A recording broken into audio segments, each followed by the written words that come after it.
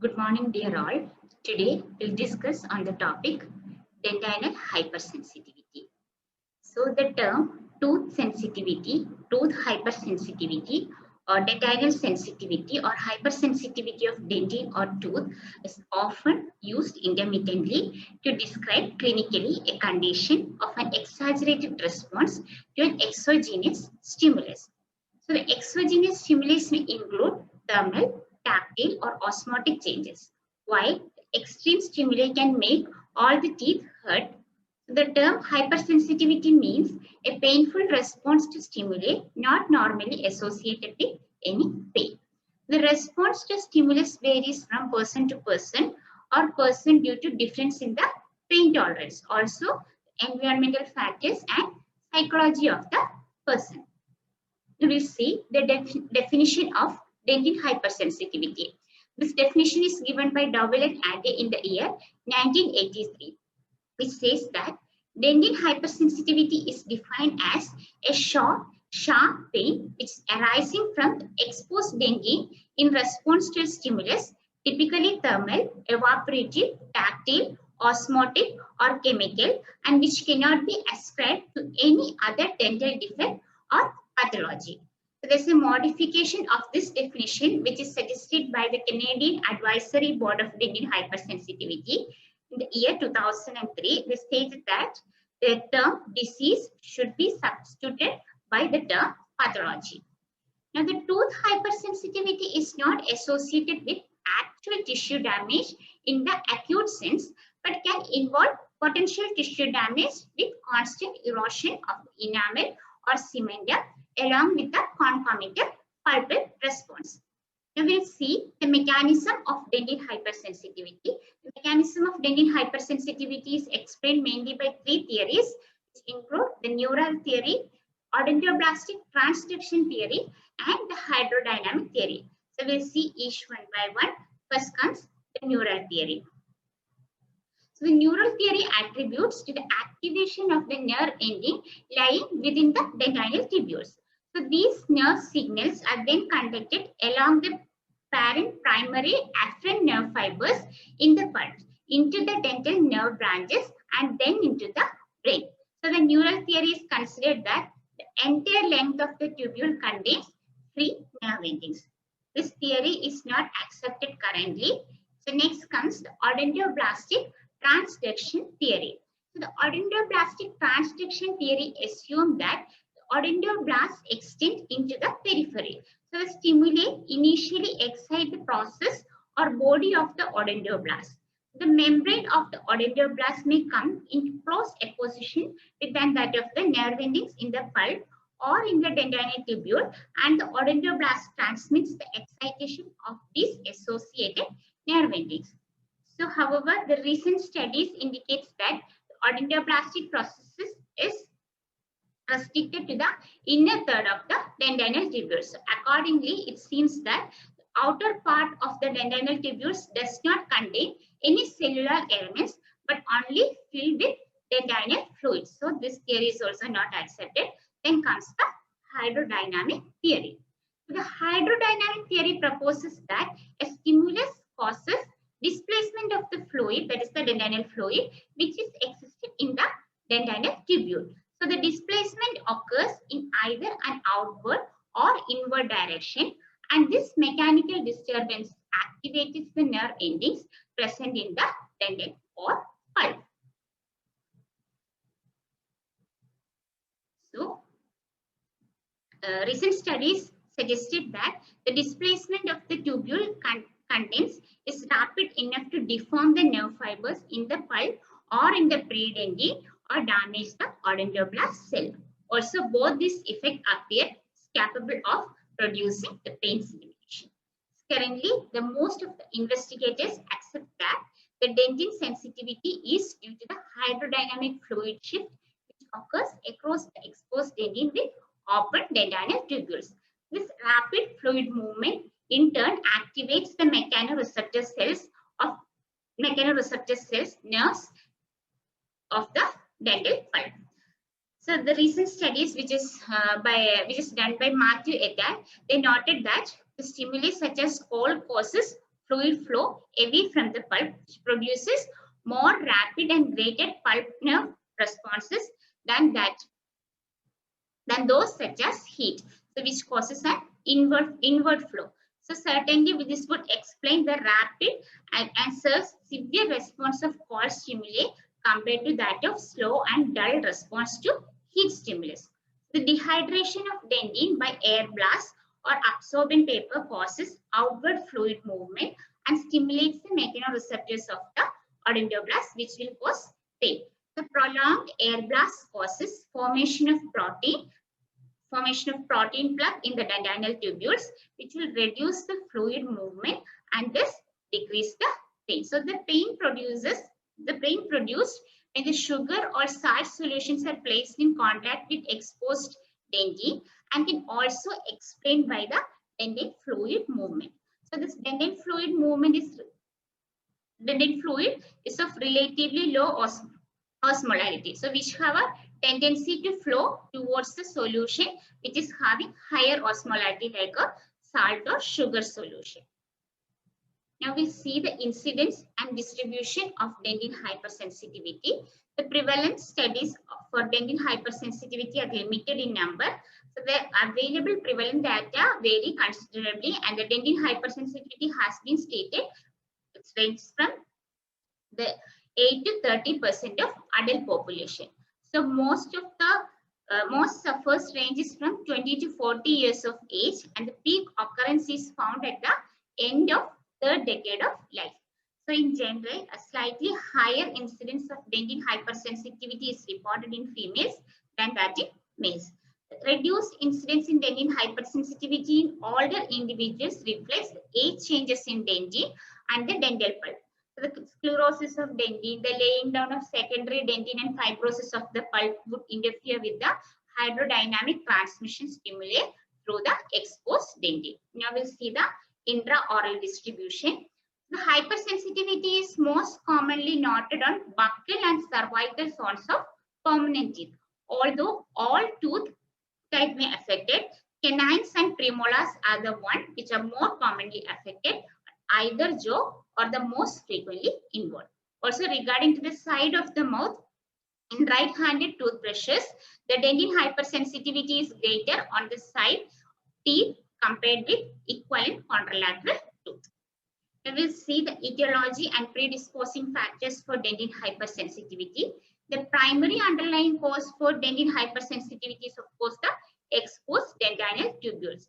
So the dentin may become exposed by two processes, that is either by loss of covering periodontal structure, that's gingival recession, or by loss of enamel. So the most common clinical cause for exposed dentinal tubules is, of course, the gingival recession. So various factors which can cause recession are of inadequate attached gingiva, improper brushing technique, periodontal surgery, overseas tooth cleansing habits, or oral habits, etc. So you have inadequate reasons for gingival recession include inadequate attached gingiva, prominent roots, toothbrush abrasion, oral habits resulting in gingival laceration, that is a traumatic tooth picking or eating hard food, excessive tooth cleaning, excessive flossing, gingival recession secondary to specific diseases, that is a NUG, periodontitis, herpetic gingivostomatitis, all this, and also crown preparation. So the recession may or may not be associated with bone loss, and also if bone loss occurs, more dentinal tubules will get affected. And when gingival recession occurs, outer protective layer of our root dentin, that is the cementum, gets abraded or eroded away. So when this happens, that is the abrasion or erosion of the cementum, what will happen is this leaves the exposed underlying dentin. The exposed underlying dentin will be consisting of protoplasmic projections of odontoblasts within the pulp chamber. So these cells contain nerve endings, and when these get disturbed, the nerves depolarize, and this will be interpreted as pain sensation. Once the dentinal tubules are exposed, these are the oral processes which keep them exposed. So these include poor plaque control, again, enamel wear, improper oral hygiene technique, cervical erosion, enamel wear and exposure to acids. We will see the reasons for continued dental exposure. This include poor plaque control, that is acidic bacteria products, excessive oral acids, that is like examples will be like soda, fruit juice, swimming pool chlorine and bulimia, cervical decay, toothbrush abrasion, tartar control toothpaste, and other reasons will be the reasons for exposure of dental could be due to loss of enamel. Now we'll see the causes for loss of enamel. So main causes for the loss of enamel is the attrition. The three are there, which is attrition, abrasion and erosion. So attrition by exaggerated occlusal functions like bruxism, abrasion from dietary components or improper brushing technique, and erosion of course associated with environmental or dietary components, particularly acids. Since dental tubules get sclerosed of their own, the plaque themselves are in the oral environment, and the treatment should focus on eliminating these factors associated with continued dental exposure. Now we will see clinically how will we diagnose this dental hypersensitivity. So of course a careful history together with a thorough clinical and radiographic examination is necessary before arriving at a definitive diagnosis of dental hypersensitivity. So, however, the problem may be made difficult when two or more conditions will coexist, and the tooth hypersensitivity differs from dentinal or pulpal pain. So, in case of dentinal hypersensitivity, what we see is the patient's ability to locate the source of pain is very good, and whereas in case of pulpal pain, it is very poor. Again, the character of pain does not outlast the stimulus, and the pain intensity by thermal changes, that is sweet or hot, sore. Now, intensity of pain is usually will be mild to moderate. So the pain can be duplicated by hot or cold application or by scratching on the dentin. So the pulpal pain is explosive, intermittent and throbbing, and can be directed by and also can be affected by hot or cold stimulus. Now, the differential diagnosis. So the dental hypersensitivity is perhaps a symptom complex rather than the true disease and results from stimulus transmission across the exposed dentin. So a number of dental conditions are associated with dentin exposure and therefore may produce same symptoms, which include cracked tooth syndrome, fracture restoration, chipped tooth, dental caries, post-restorative sensitivity, and teeth in acute hyperfunction. Now we'll see the treatment strategies for dental hypersensitivity. So hypersensitivity can resolve without any treatment or may require several weeks of desensitizing agents before any improvement. So treatment of dental hypersensitivity is of course challenging for both the patient and the clinician. This is mainly because of two reasons. The first one is it's difficult to measure or compare the pain among different patients. For the clinician and for the patient, it's difficult for the patient to change the habits that initially cause the problem. Now we will see how will we manage the tooth hypersensitivity. So it's well known that we are already seen that the tooth hypersensitivity often resolves without any treatment. So this is probably related to the fact that the dentin permeability decreases spontaneously because of occurrence of natural process in the oral cavity. So we'll see what are all the natural processes that contribute into the desensitization. So there are mainly three factors. The first one is formation of reparative dentin by pulp tissue. Second is obstruction of the tubules by the formation of mineral deposits, that is dental sclerosis. And the third is calculus formation on the surface of dentin. These are the natural processes.